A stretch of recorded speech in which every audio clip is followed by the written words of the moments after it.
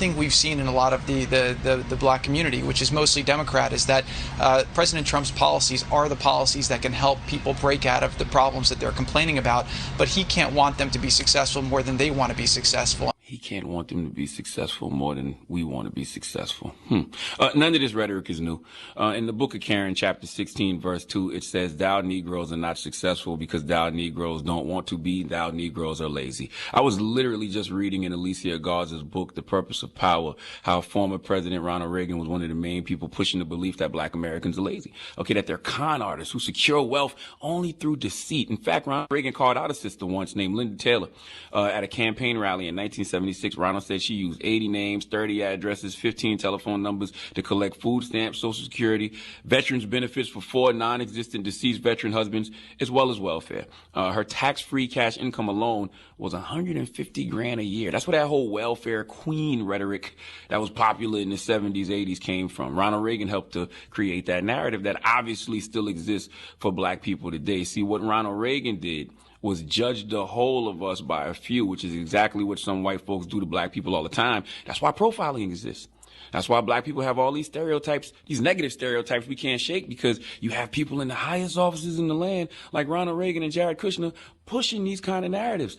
Oh, what Jared did is so Ronald Reagan. Okay, Ronald pushed the narrative of black people scamming the country and enjoying unearned money and rode that wave of white fear all the way to the White House. And then when he got in the White House, he had so much support for his policies because he convinced America that black people were indeed scamming folks, that he was able to get support for policies like, cutting public assistance, and that ruined poor black folks for generations, even right now.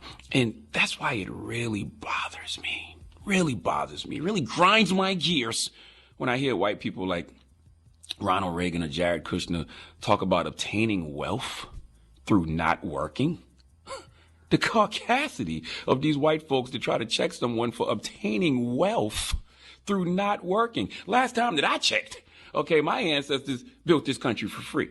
All right, without slavery, would the U.S. be the leading economic power that it is, Jared? And then on top of that, we were never, ever compensated for slavery. No reparations, no nothing. And that from the beginning created systematic inequality. Okay, that structural racism helped create the black-white wealth gap. Jared Kushner, you said you read Powernomics by Dr. Claude Anderson, and now I know that's a damn lie. Talk to him, Joe Coy. Man, you are a liar, and you've always been a liar. I know you didn't read Powernomics, Jared Kushner. There is no way you could make a statement like that if you read Powernomics. Dr. Claude Anderson breaks it down quite plain and simple. Okay, he breaks it down why black families have a fraction of the wealth of white families, and it has nothing to do with black folks being lazy. It's several factors, and I don't even have time to run through them all, but we can talk about the fact that black households have far less access to everything. Okay, tax advantages that lead to forms of savings.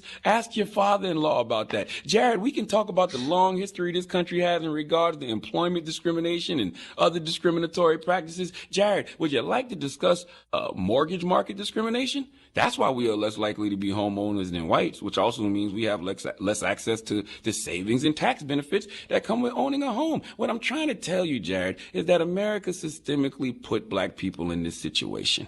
Okay, us being at the bottom economically is by design, and that's why it's going to take something systemic to get us out. Okay, getting us out of this condition has to be by design.